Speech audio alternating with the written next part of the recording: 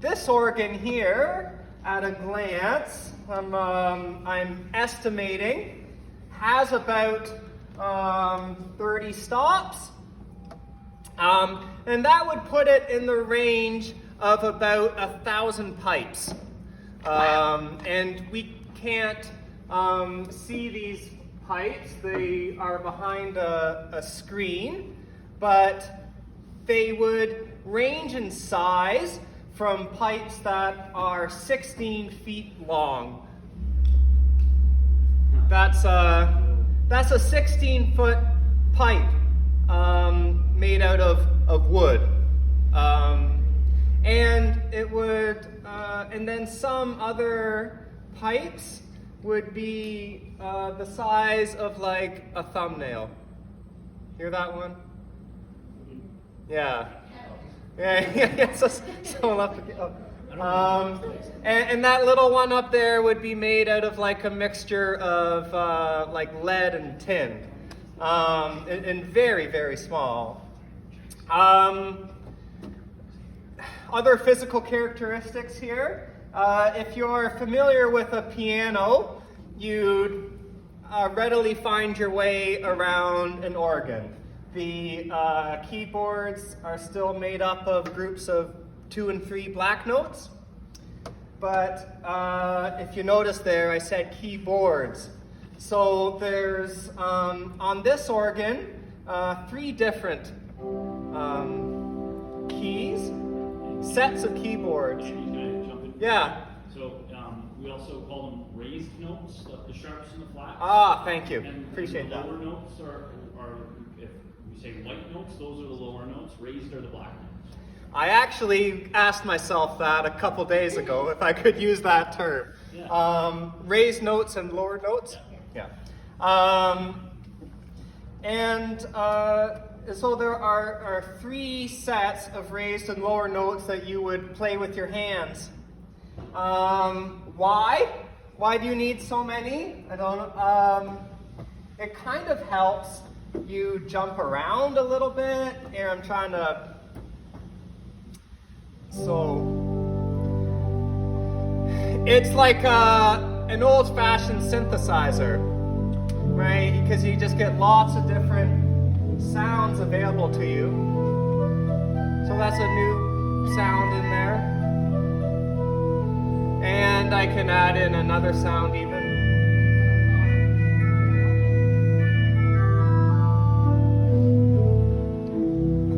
Right. And they are old too. So as amazing as a pipe organ is, like I said, this one has 1,000 pipes, and it's a small instrument in the scheme of things. This is actually very old technology. There were complicated, sophisticated, advanced pipe organs in Europe in the 1600s. And they could do everything that this one could. They weren't primitive in any way. In fact, they were like a point of pride for a little German town or church or something like that. If a town could have a pipe organ, then like that put them on the map. It was like a technological achievement. These pipe organs didn't have electricity though, right? Yeah, thanks. So how were they powered? Right. I haven't even told you that. A pipe organ is a wind instrument, right? In fact, you can hear the wind. I was telling Mr. Eats earlier, some of these stops are a little leaky. Like I'll pull out this stop and you'll hear it. And the stops are knobs on the left and the right of the keyboards that you can pull out and push in. And what does that activates different lengths of pipe singing? Yeah. So again, there's 30 stops, like Mr. Yeats said. I can pull in and out. And let me just maybe demonstrate. I can keep pulling out different ones to make different noises.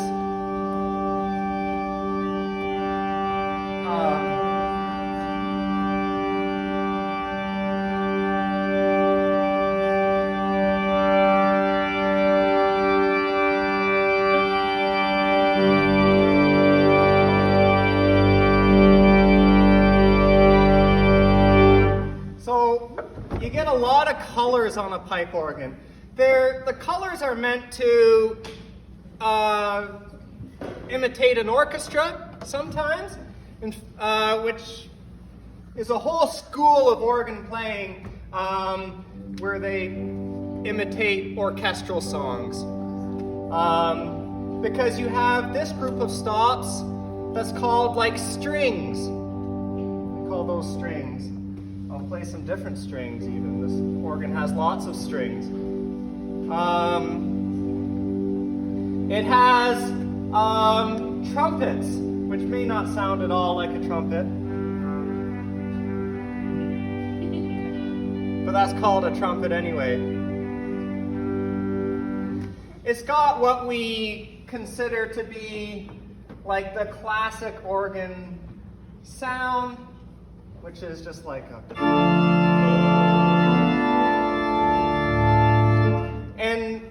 And then sometimes lots of different sort of toy stops too.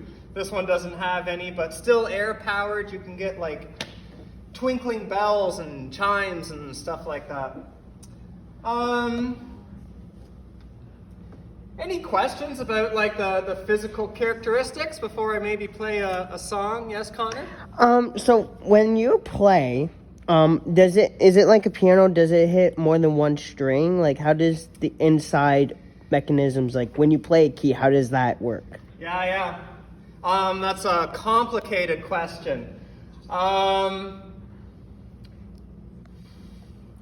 There are many pipes being played with one key, oh, wow. Usually. Actually, however many stops I have out. So I'll take one finger now, and I'll put one finger down on one key. If I pull out one stop to go with that key, that's actually only just one pipe. Oh. But then when I start to pull out more stops, you get a whole bunch different more pipes and colors. So, yeah, many more than 3. Actually, like in a piano, you could, I could quite easily play like 30 pipes at a time. Oh, wow. Yeah, maybe more. It's by J.S. Bach, the most famous organ composer. This is his Toccata and Fugue in D minor. So you hear it at Halloween all the time. I thought it'd be kind of exciting to hear live today. The title reveals what the song is. Toccata and Fugue. So it starts off with this flourish. That's the toccata. It means something like showing off. And then a fugue is a type of song that's constructed by taking a little snippet of a melody. In this case, the melody is this.